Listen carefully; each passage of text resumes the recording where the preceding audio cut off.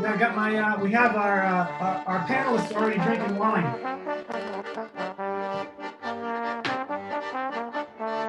Rick, did you get that orange? Did you get that SRT, Rick?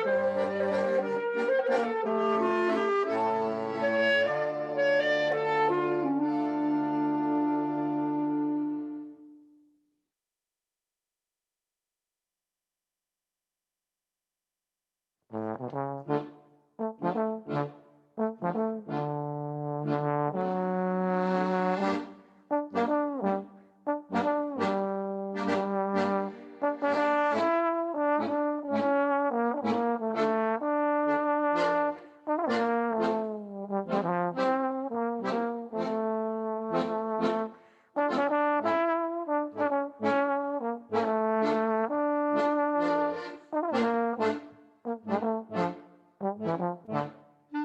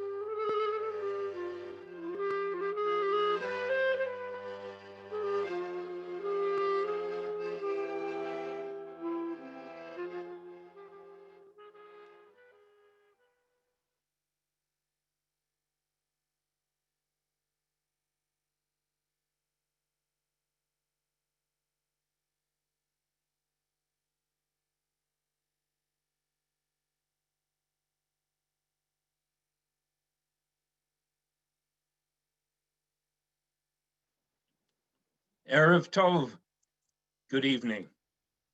My name is Mike Rosenberg, and it's a great honor for me to be serving as the host, the Master of Ceremonies for the Synagogue Council's Gala this evening. Just to tell you where I've been for the last 70 years, I grew up in Vermont. I've been affiliated with Temple Emunah in Lexington, Massachusetts since 1976. Since 1987, I've been on the non-academic staff of the Maimonides School, and my involvement with Synagogue Council began in 1988. A year later, I was a participant in the mission to New York, and over the ensuing decades, I've had several board positions, including treasurer. I've traveled to Israel with Synagogue Council. I've shared Shabbatonim, and it truly has been a life-changing experience over those years. You know, back in the 80s, people used to wear buttons that said, "We are one."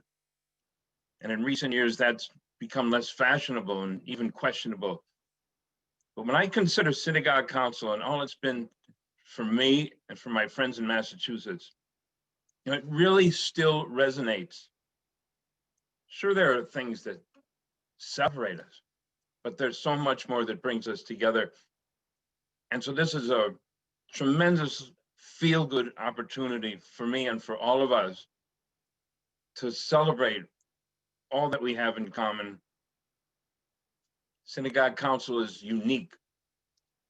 There's nothing else like it in the world. And together tonight, we will celebrate that moment.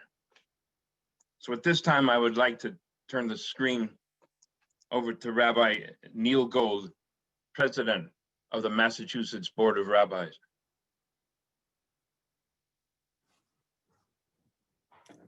Shalom. Good evening, everybody. My name is Neil Gold. I'm the president of the Mass Board of Rabbis. And it's such a pleasure to be with you tonight to celebrate the essential work of the Synagogue Council and all those who are being honored. Synagogues are not the only locus of Jewish living, but they are a crucial one. At the best of times, a shul is a remarkably unique setting in American life. It's a multi-generational venue of elders, adults, teens, and children who gather to think about the grand Jewish lessons of the meaning of life and to act on those lessons optimally. Yet, of course, this has been a trying year for every shul from every stream of Judaism.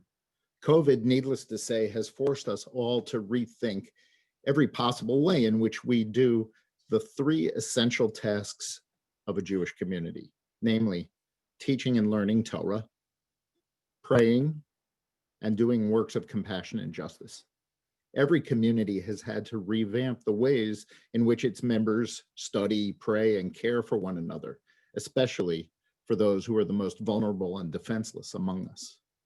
We've had to figure all this out together.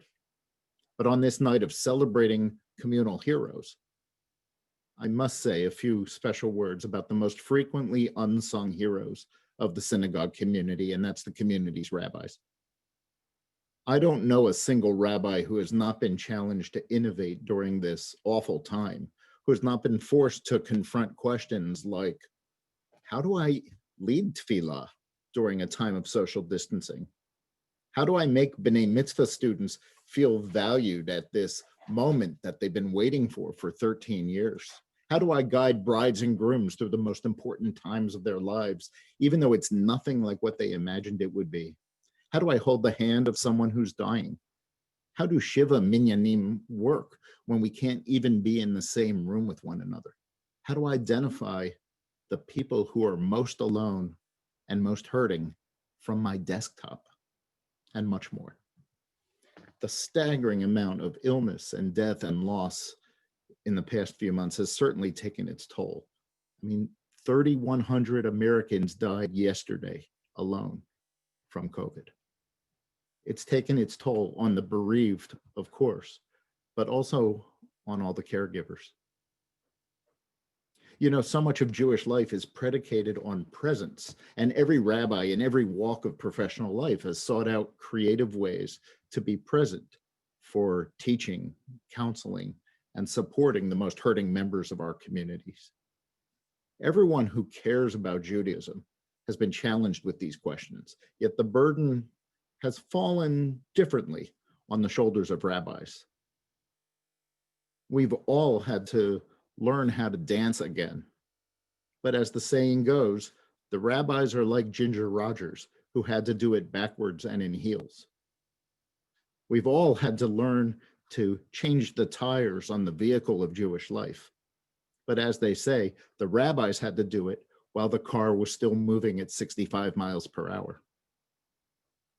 So as we celebrate Jewish life, and as Ron Isaacs this evening teaches us about the web of interrelationships that make up our communities, I'd like to toast our heroes, both sung and unsung. For the words of such a toast, we go to the Talmud. They say that in those days, when a new cask of wine was being poured, Rabbi Akiva himself would toast the community with these words, L'chaye Rabbanan u'chaye Talmidehon. So it is for us.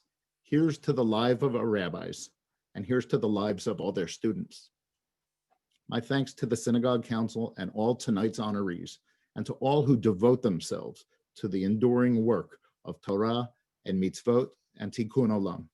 May God bless you, and may you continue to go from strength to strength.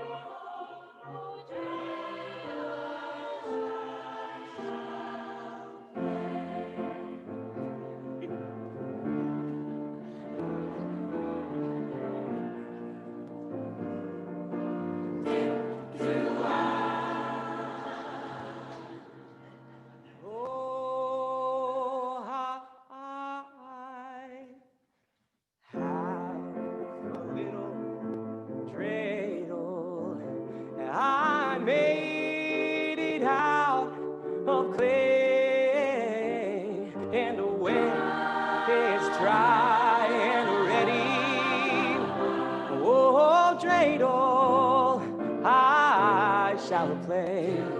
Oh, it had such a little body with legs so short and straight, and when it's all tuckered out and tired, oh, it drops, and then, oh, how we end, oh, dreidel, oh, my little dreidel, I made it out of clay, and when it's dry and ready, oh, dreidel, I shall play.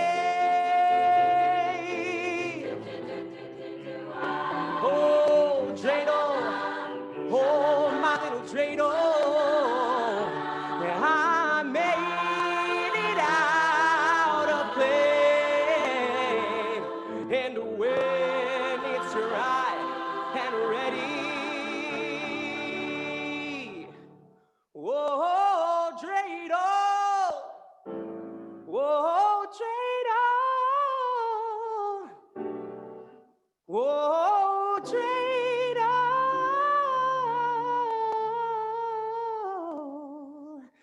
I shall play.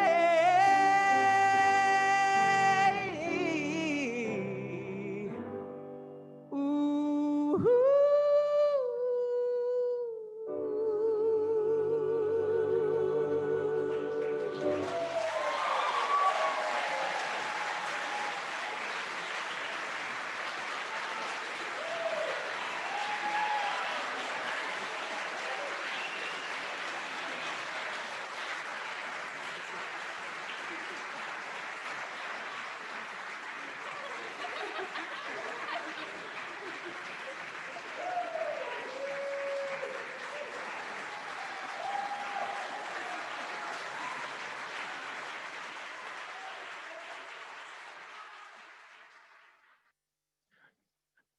I sure hope you enjoyed that rendition of I Have a Little Dreidel. Many of you might have seen it before. The Zamir Chorale of Boston under the baton of Josh Jacobson have performed it.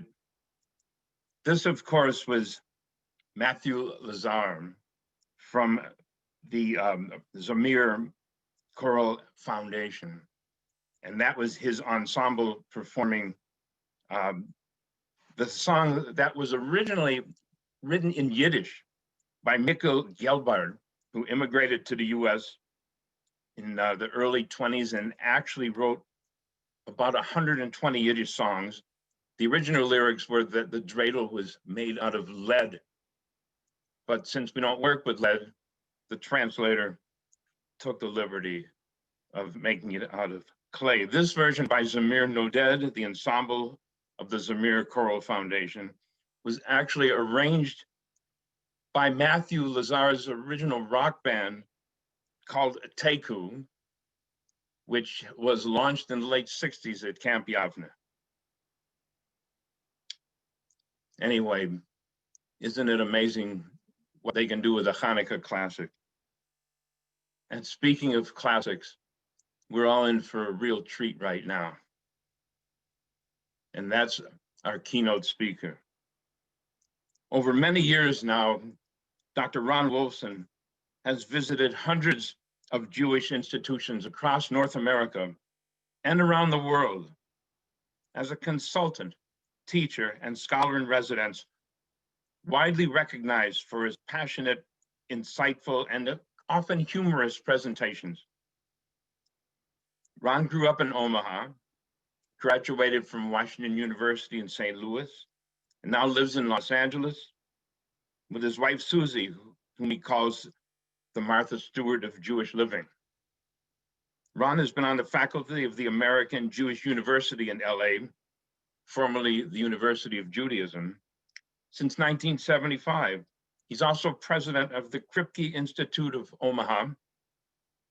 He says that of all of his titles, the best one is being Zaidi Rani to Gabe and his sister Ellie. Ron Wolfson is the author of a number of books, and perhaps the best known is Relational Judaism, Using the Power of Relationships to Transform the Jewish Community. My friends, Dr. Ron Wolfson.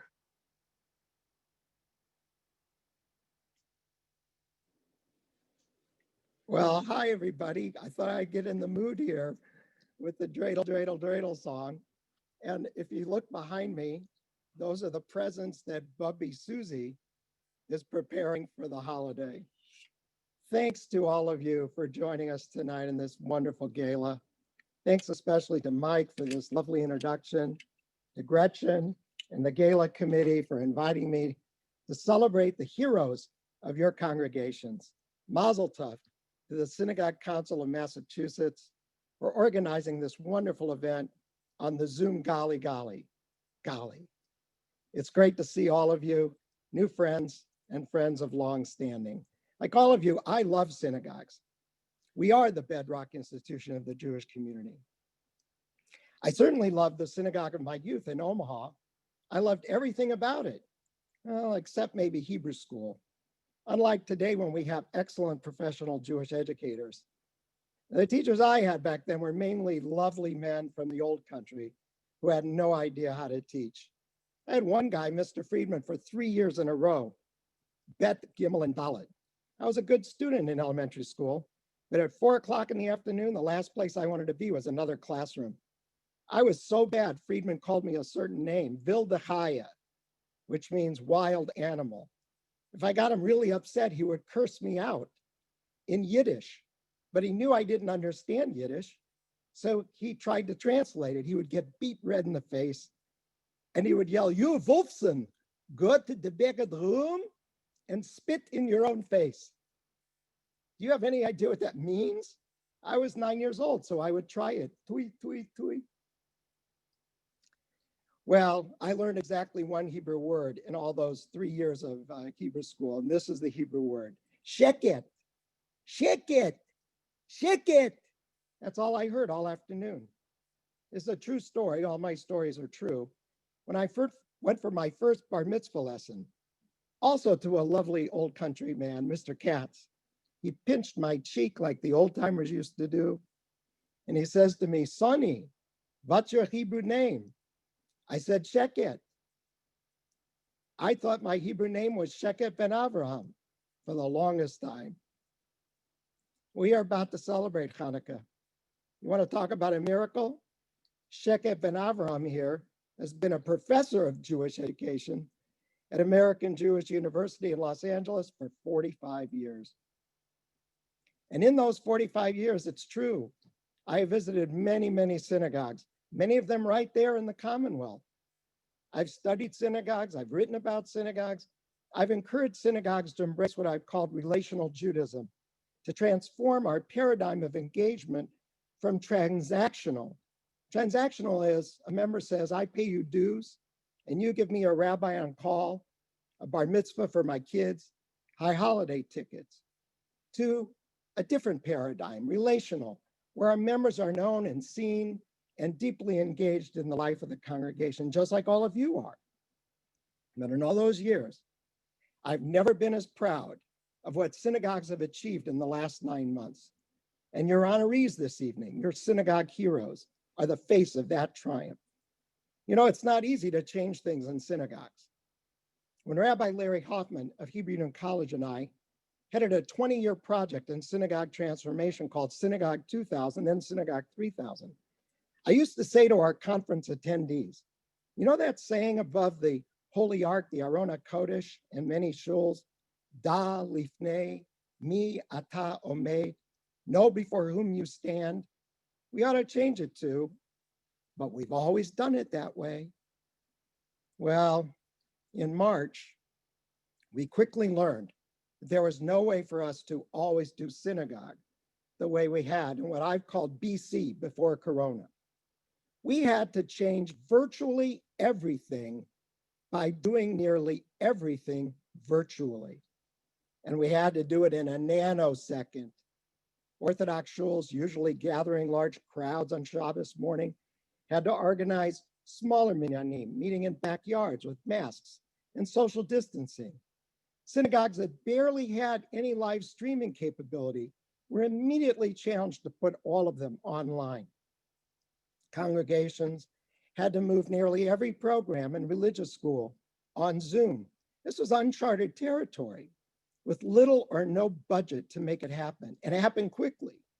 Rabbis and cantors suddenly had to adapt to teaching and officiating on camera, even during weddings and bar mitzvahs, bat mitzvahs, funerals, even shiva minyanim.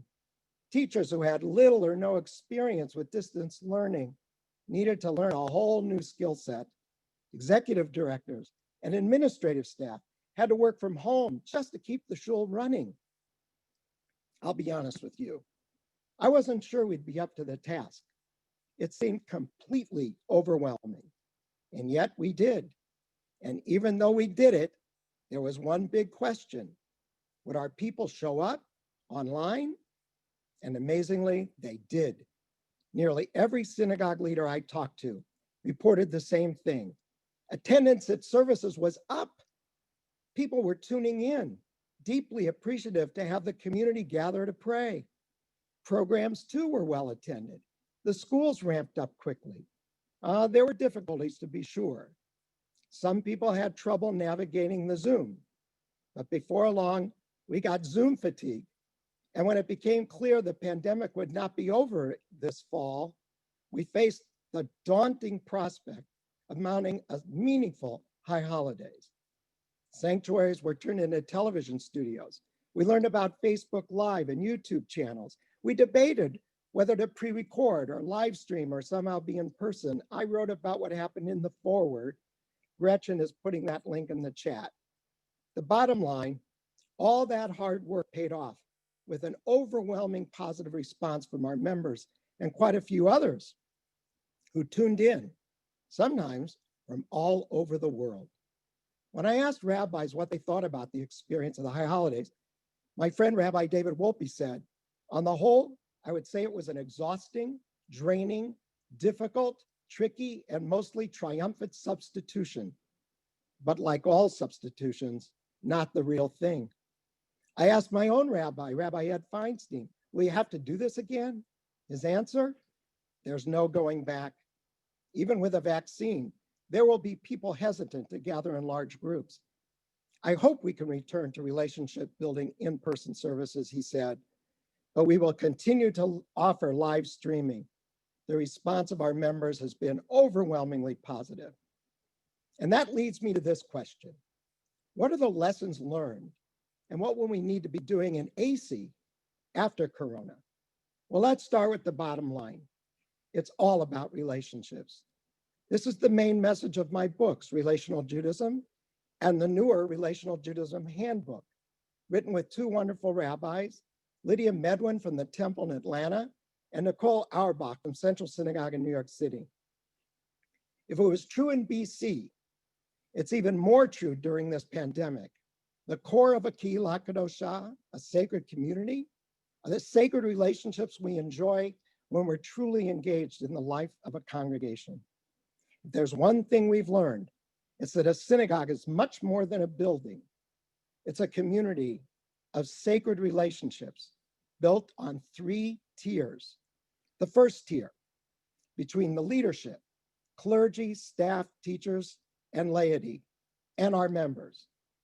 I often say the greatest compliment these leaders can hear is when someone says, she's my rabbi, he's my cantor, she's my teacher, he's my president of the synagogue.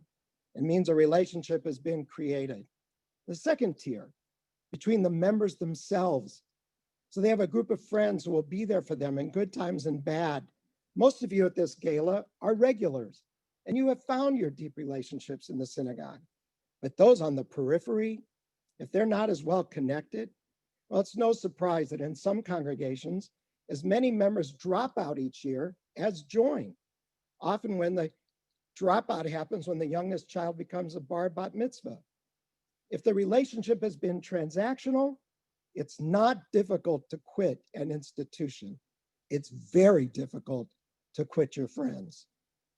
And the third tier, between each of our members and the Jewish experience itself. At this, we do a pretty good job. It's with the other two that calls us to think about three words that have guided our work during the pandemic and should be our North Star moving forward. The three words, connection, connection, connection. I read every single testimonial about the fabulous heroes we're celebrating tonight.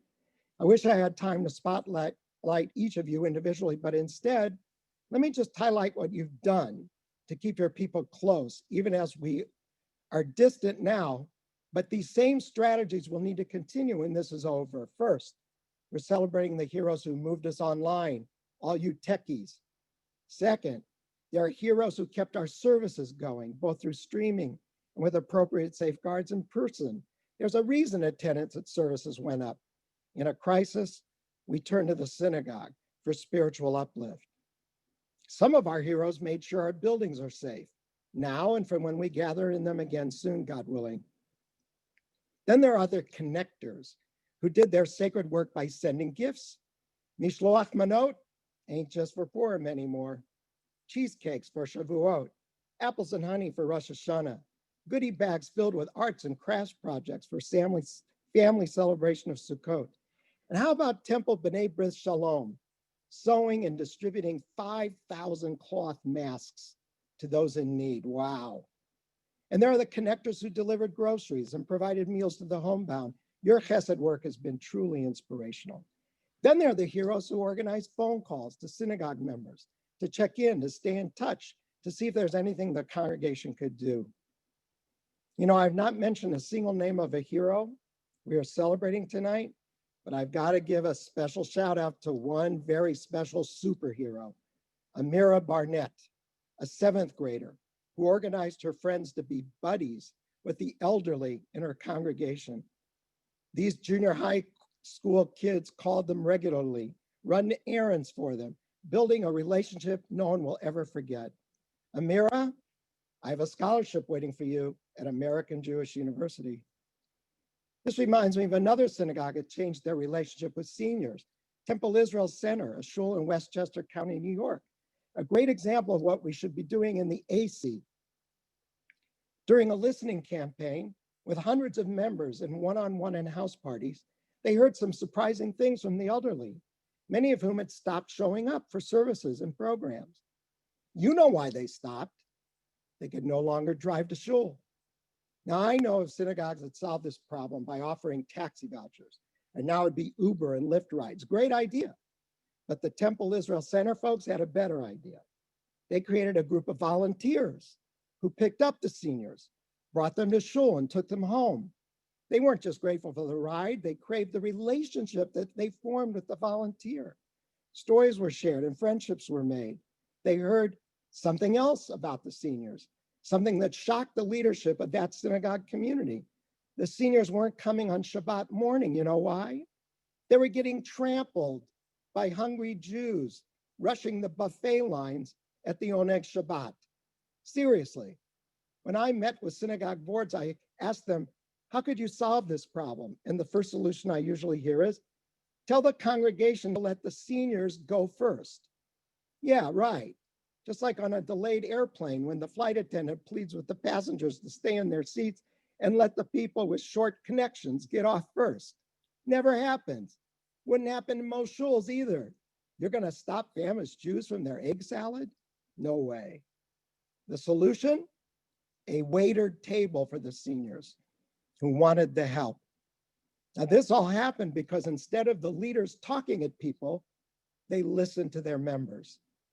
The central prayer of Judaism is not Daber Yisrael, speak, O Israel. It's Shema Yisrael, listen, O Israel. And what would we have done without our fabulous clergy who stepped up to serve us so magnificently? You know, I talk with lots of rabbis and cantors, and to a person, they say that the last 9 months has been the most challenging of their careers. I know you know how hard they worked and how proud you are of their leadership, as am I. You know, our rabbis and cantors are always blessing us. I think tonight would be a wonderful time to bless them.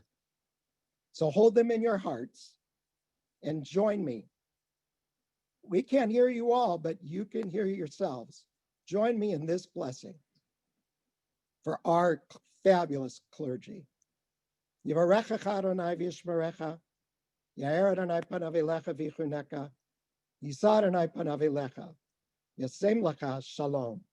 God bless you all.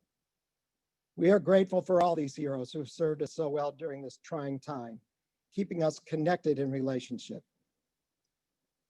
Let me tell you about Grateful Connections. My wife, Susie, received a kidney transplant on February 14th, and I donated one of my big juicy kidneys on her behalf in a paired kidney exchange at the famous Mayo Clinic in Rochester, Minnesota. My kidney went to a lovely woman I did not know in Florida, who, when she was given my name and email, promptly Googled me.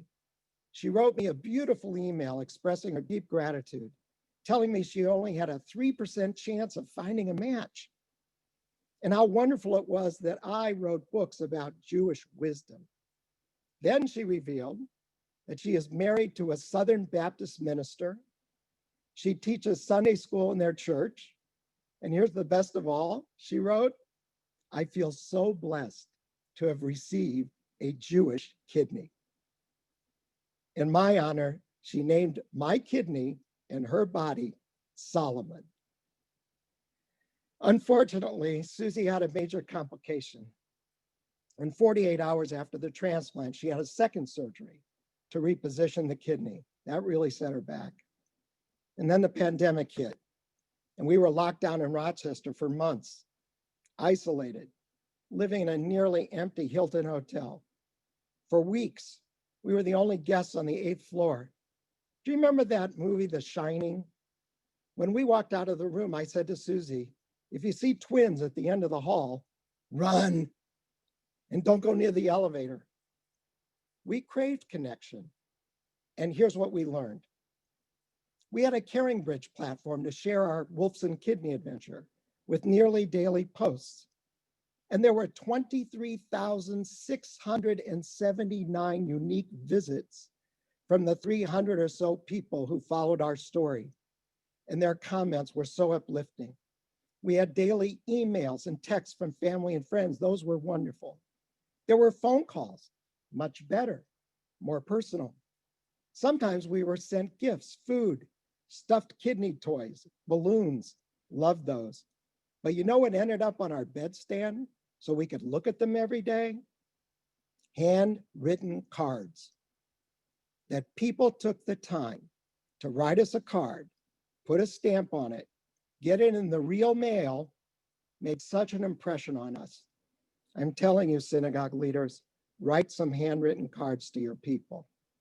The purpose of these calls and cards was an eagerness to hear our story. That's what's happening with you. Tell us what's happening. How can we help? There was another benefit. We felt heard and supported. Susie's doing much better now, thank God. We're home in Los Angeles, but I learned a really important lesson for synagogues. People don't care how much you know until they know how much you care. So connecting our clergy, our staff, our lay leadership with our members and guests, that's the first strategy I recommend we do now and in the future.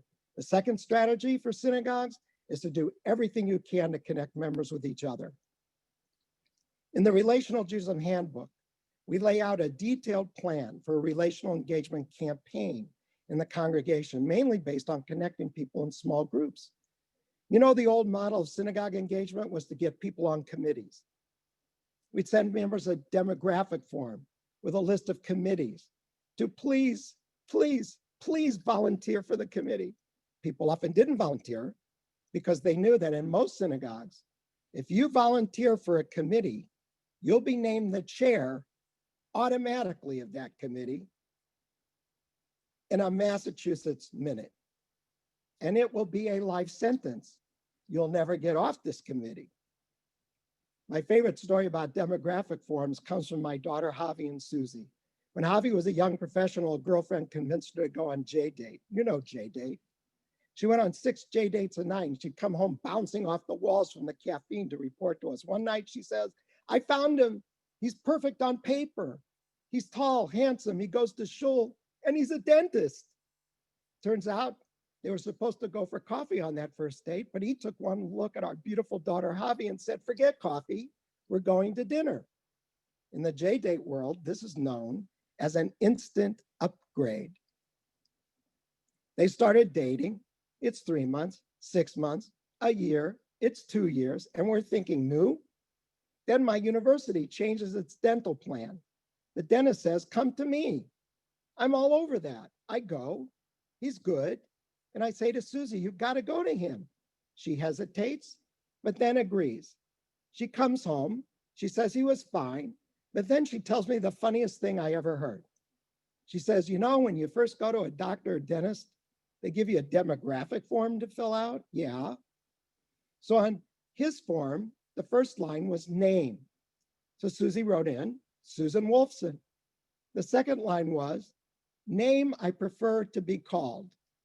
She wrote in, Mom, Mom. He never noticed because like most synagogues, he never read the form.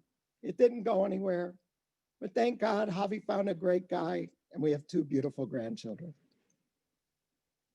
There's a better way to find out about our people. Ask them, sit with them one-on-one, even on Zoom. Ask them to tell you their stories. What keeps them up at night? That's what they're worried about. What gets them up in the morning? That's what they're passionate about. What are their interests, their hobbies, their talents? And then invite them to meet others in the congregation who share the same interests and hobbies and talents in small groups. Small groups are different than committees or havarot. There are on-ramps and off-ramps. They're often generated and led by lay people, and they're created in 4 ways. The first is affinity, what people like to do together. My mother, bless her soul, created one. In 1958, one of her girlfriends had gone to a sisterhood convention and learned about a chapter in Baltimore that helped a blind Jewish boy become a bar mitzvah by transcribing the Siddur into Braille. A friend asked, do you think, Bernice, we could have a Braille group at Bethel Synagogue? To this day, I have no idea why, but the story captured my mother's heart. She recruited some girlfriends, raised the money to buy Braille typewriters, and they asked our rabbi, Rabbi Meyer Kripke, is there a space in the synagogue where we might meet? He found a place in the basement, which became known as the Braille room. The women taught themselves how to transcribe English and Hebrew and created the very first Passover Haggadah for the blind. The best part of all, those women in that Braille group became lifelong friends, and they deepened their engagement in the congregation. Fast forward to today, many congregations have encouraged members to develop dozens of small groups around shared interests. And that investment has paid off big time during the pandemic, because the groups that are meeting in person before in BC are now meeting on Zoom. And new groups continue to be formed. There are book groups and Torah study groups and groups eating meals together and social action groups, all kinds of groups. You know, the most popular programs on Zoom with groups, baking and cooking and arts and crafts, making things together. Second way groups gather is demography. These are groups gathered by life stage. Many of you have these for seniors, but what about the young families? The bar and bat mitzvah family, the families with juniors and seniors in high school getting ready to launch into college, your young professionals. Geography is the third way, organizing groups by meeting not in the synagogue, but where the members live. Here I give another shout out to one of our heroes tonight, Amy Bullock, who divided her congregation into neighborhoods and organized socially distant walks and other opportunities to connect where people live. Orthodox shuls are davening in neighborhoods. Many synagogues on Rosh Hashanah and Yom Kippur deployed shofar blowers to different neighborhoods. You know what's so interesting? There are many members of our synagogues that have no idea another synagogue member lives in the same neighborhood. So think of ways to bring your neighbors who are members together. The fourth way we organize small groups is availability. When can I gather people? Ironically, now on Zoom, it's somewhat easier to find people at home. Many synagogues are opening up Zoom rooms for every service and every program 15 minutes early, a virtual lobby. Some keep the room open for a while afterwards so people can schmooze and connect. We had that tonight. Breakout rooms are another great way to create groups. So when we get back in person, think about when people can come together. There's a significant return on this investment of relationship building. I know synagogues that have done relational engagement campaigns who can point out they have gained members because of this sacred work of relational Judaism. One thing we've learned during this pandemic, the core of a sacred community is our relationships with each other. That's why tonight is such a special celebration. I feel so honored to be part of it. We all needed a shot in the arm, and I'm not just talking about a vaccine, and we got it tonight. I know you join me in praying these ancient words, Lashana Haba'a, but in person. It will be quite a homecoming, a celebration of community, the likes of which we've never seen. I suggest we borrow the idea of homecoming from the Black churches in the South, who regularly host events to welcome back members and former members of the congregation.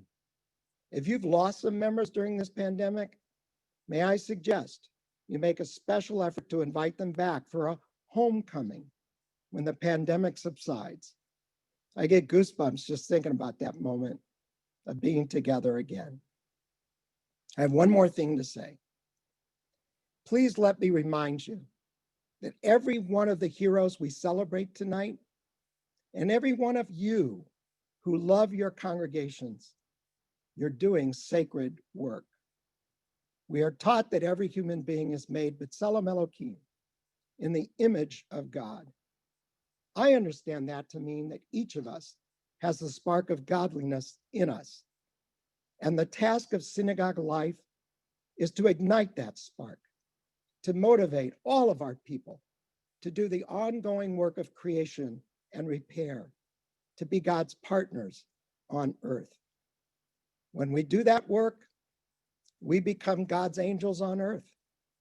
We are the Malachei HaSharet, the ministering angels, the angels who serve. Look at this magnificent gathering of Massachusetts angels.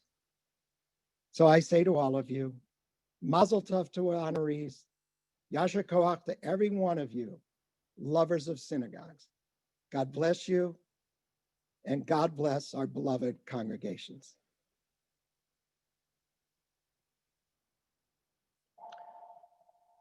Thank you, Dr. Wilson, or as you'll always be remembered to me, Sheket ben Abraham. I wish I could have been at that bar mitzvah. I want to tell you what's coming up for the rest of the evening. We're about to embark on the introduction and the identification of all of the wide range of heroes that we're honoring at this gala. The messages of support that were donated to Synagogue Council that you see scrolling on your screens tonight, just want to identify the fact that the gold bordered messages are the full page ads, the blue borders are half page, and the quarter page messages are the green borders. Following the introduction of the different categories of heroes and the individuals, we'll hear one more selection from another Matthew Lazar choral ensemble, Zamir HaSharon. But at this time, I want to invite my partner in this endeavor, in this presentation, someone who's a true hero to me, and that's the interim director of the Synagogue Council, Gretchen Marks-Brandt. Thank you, Mike. Good evening, everyone. Tonight, we celebrate 60 heroes, those who are making or have made a difference in our congregations during the pandemic. Synagogue Council invited nominations from throughout our community. 154 people stepped up and nominated their heroes. We also express gratitude for those who submitted the nominations because they noticed, they acknowledged, they appreciated, and they expressed gratitude for their heroes. Our heroes represent 44 Reform, Conservative, Reconstructionist, Orthodox, and Independent congregations from 31 towns and cities in Massachusetts. They are rabbis, a cantor, synagogue presidents, ritual chairs, COVID committee leaders, cyberspace tefillah conveners, tech wizards, and connectors and menches. Our youngest hero is Amira Barnett from Temple Beth Zion in Brookline. And one hero, Ellen Dietrich from Temple Beth Shalom in Needham, received 75 nominations. Every one of our heroes has worked tirelessly to keep congregations connected and engaged. Slide, please. Slide, please. Our clergy have led us across the sea of uncertainty. They have utilized multiple modalities to allow us to celebrate and to mourn together. They have listened and helped us to build resilience. One congregant wrote, "It was lonely watching services by myself, but I never felt alone because I knew that my rabbi was reaching out through the screen and speaking to us directly from their heart." Tonight, we honor Rabbi Valerie Cohen, Cantor Lisa Dube, Rabbi Eliana Jacobovitz and Liz Perlman, Rabbi David Lerner, Rabbi Richard Perlman, Rabbi Shoshana Perry, Rabbi Benjamin Samuels, Rabbi Keith Stern, Rabbi Alan Turitz, and Rabbi David Weiner. Mike? Thanks, Gretchen. I would like to talk now about synagogue staff. And of course, we are also grateful for our staff. They have innovated and implemented new ways to keep our community connected with determination, caring, sweetness of soul, and abundant patience. And they have done the impossible. They have worked tirelessly, reaching out to every member with love and warmth. So tonight we honor Shoni Aronovich, Stephen Ashkenov, Ellen Dietrich, Jeffrey Dwashkin,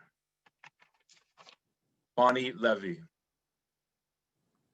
Amy Sherm, Aaron Shockley. Our next heroes are congregational presidents, past and present. Our congregational presidents were described by nominees as selfless, devoted, investing endless hours, ultimate leaders, the commanders in chief of communications and community.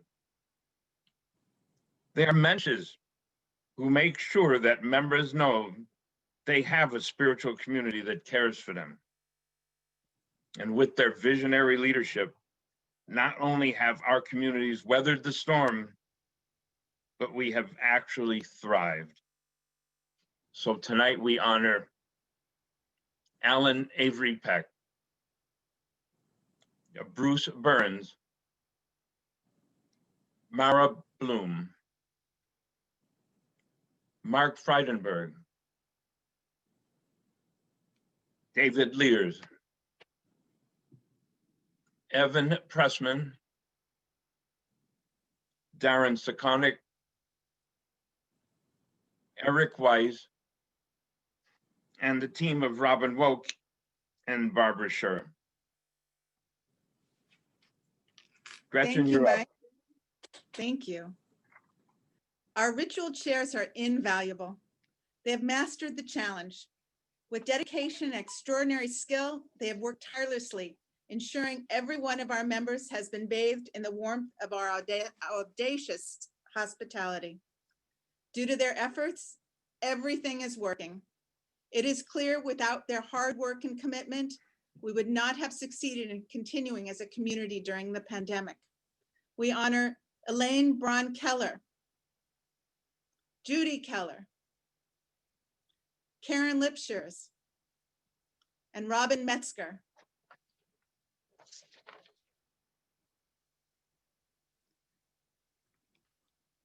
With science and sensitivity, our COVID committee members provided guidance for general safety and well-being.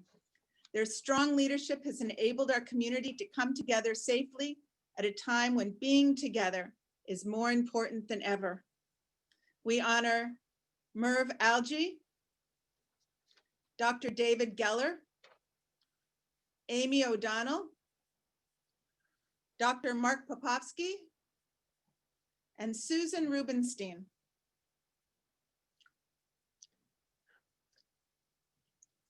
Well, here's some categories that we haven't described before, but wow, are they important now?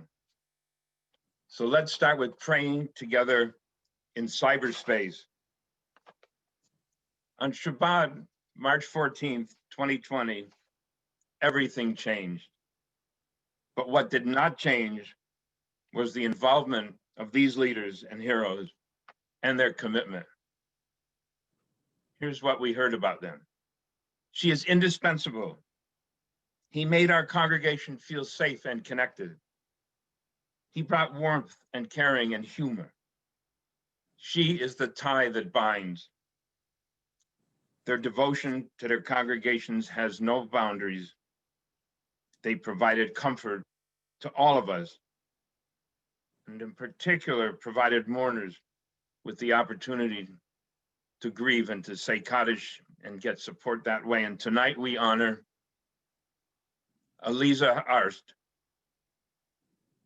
Charlotte Bernstein, Fred Cohen, George Morton, Joanne Pressman, and Adam Teller. You know, I'm looking at this category, Tech Wizards, and I'm thinking, there really hasn't been a category like this since some of the special effects that we read about at Mount Sinai.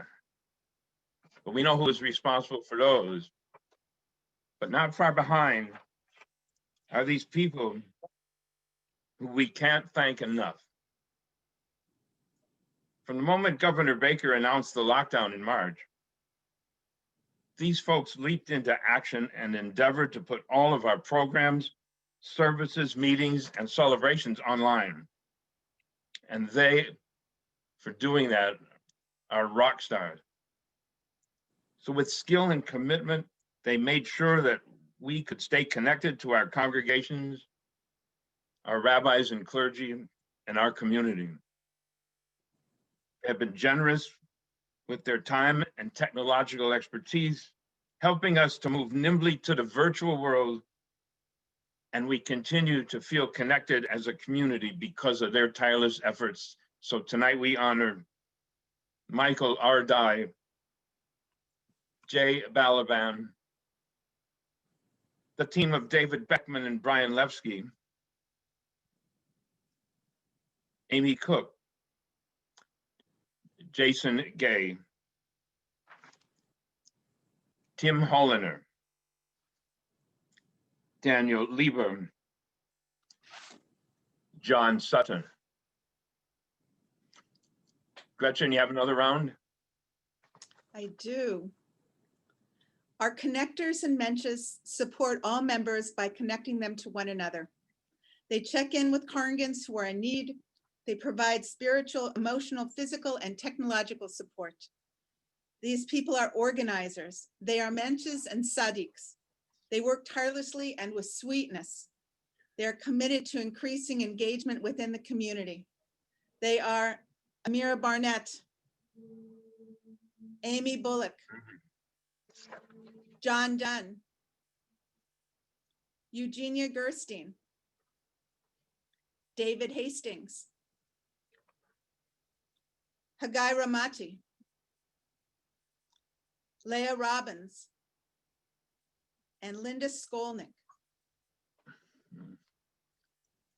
And so at this time, I invite you to please raise your glass to support our heroes, for keeping us connected to each other and to our communities of faith, for helping us to feel cared for and loved, for their initiative, commitment, compassion, ingenuity, time, and their tireless efforts. May they go from strength to strength. L'chaim.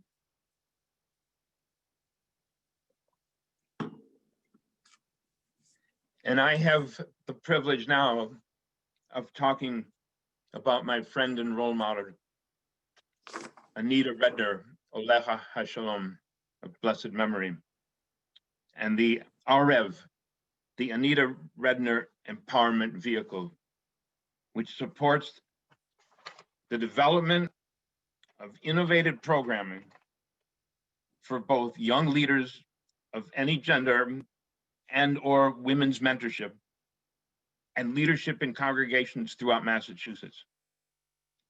This year, the grant was expanded to provide support for new initiatives to strengthen Jewish community through virtual experiences that enhance and or strengthen community.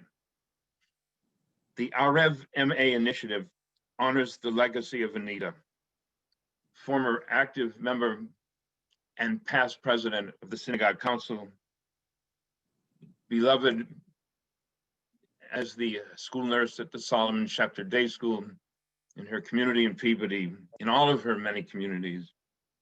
Anita had an immeasurable impact on the entire Boston Jewish community. May her memory be for a blessing. Synagogue Council is grateful to the REV MA steering team for its thoughtful consideration in awarding the following grants. Temple Israel of Natick for enhancing visual learning, Slide, thematic please. project based on Slide, learning please. opportunities. Havarat Shalom, Somerville, for its proposal, the Havarat Shalom Leaders Guide, and congregation Nechar Shalom, the community synagogue in Jamaica Plain, for Ki Kolech Arev, bringing sweet voices into the davening leadership.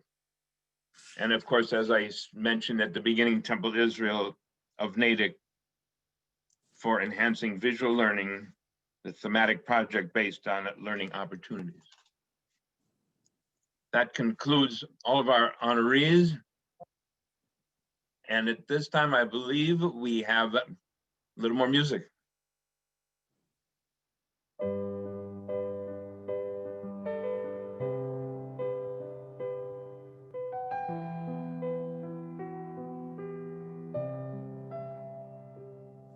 רפאנו אדוני ונרפא,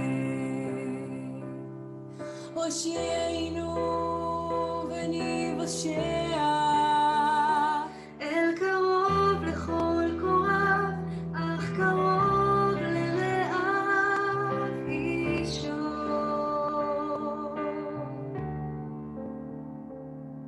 We pray for healing of the body. We pray for healing of the soul, for strength of flesh and mind and spirit. We pray to us again,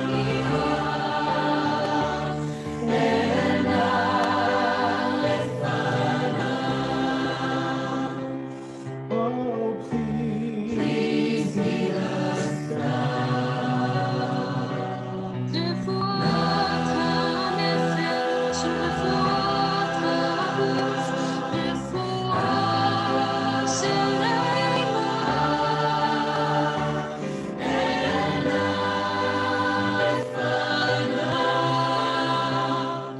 Oh, please heal us. Please heal us. רפואת הנפש, רפואת הגוף, רפואה שלמה. Heal us now.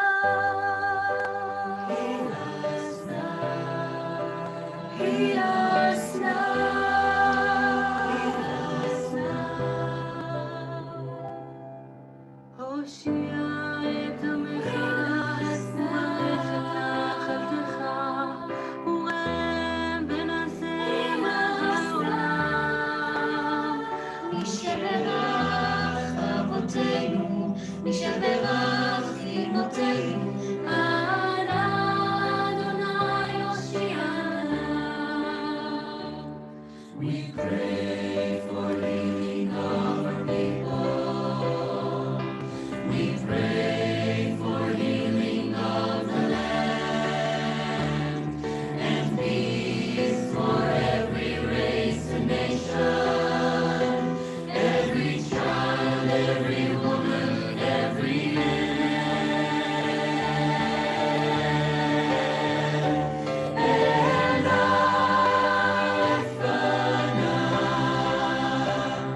oh, please heal us now. Please heal us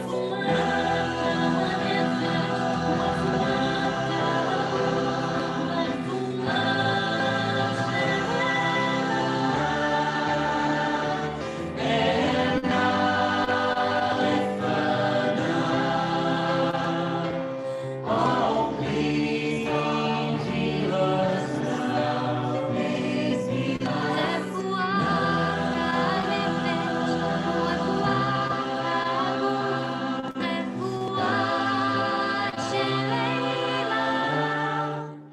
Heal us now. Heal us now. Heal us now. Heal us now.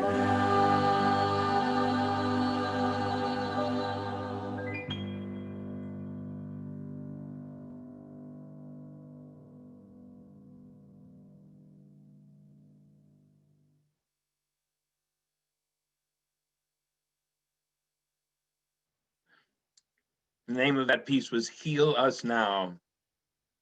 pretty timely, I would say, and pretty amazing technological achievement to hear those kids like that. It's a profound honor for me at this time to introduce two individuals, also heroes, with whom I have worked over the years at Synagogue Council and in various other contexts. The co-presidents of the Synagogue Council of Massachusetts, Elizabeth Pressman from Temple Emunah in Lexington, and Craig Schneider from Temple Hillel B'nai Torah in West Roxbury, Massachusetts.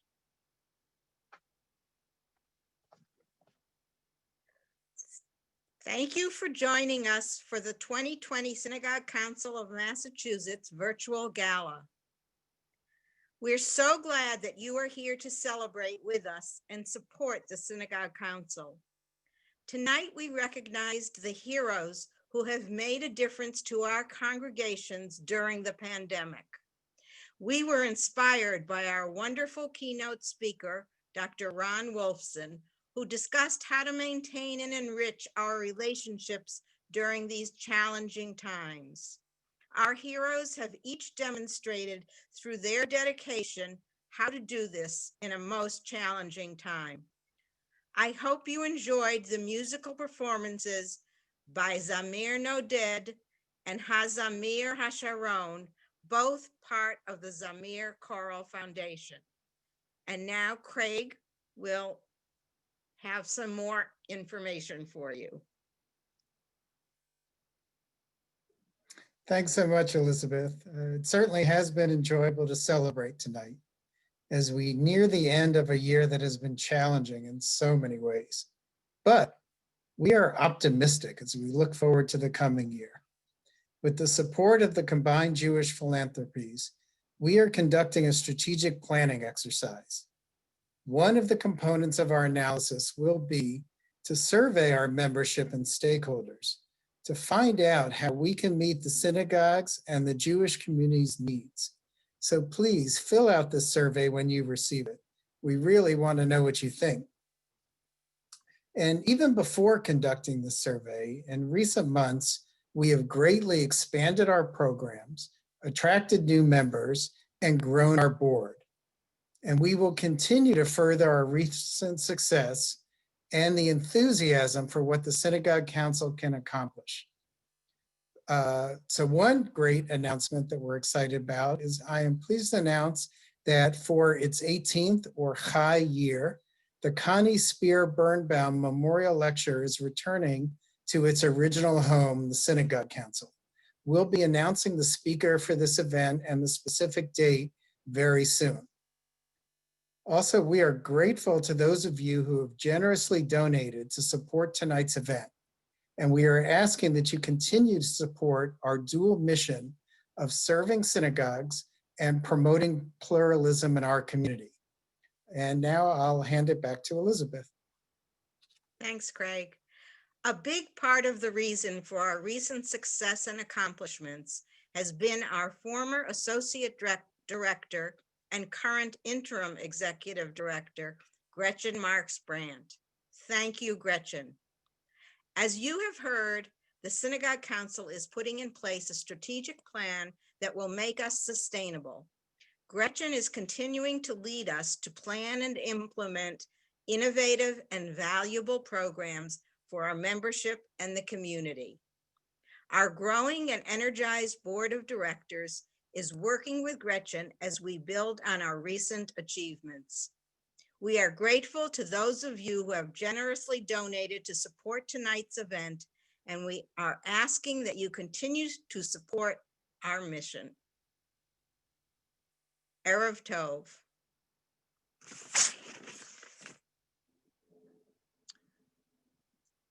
It's my job to say goodnight to all and to close the program.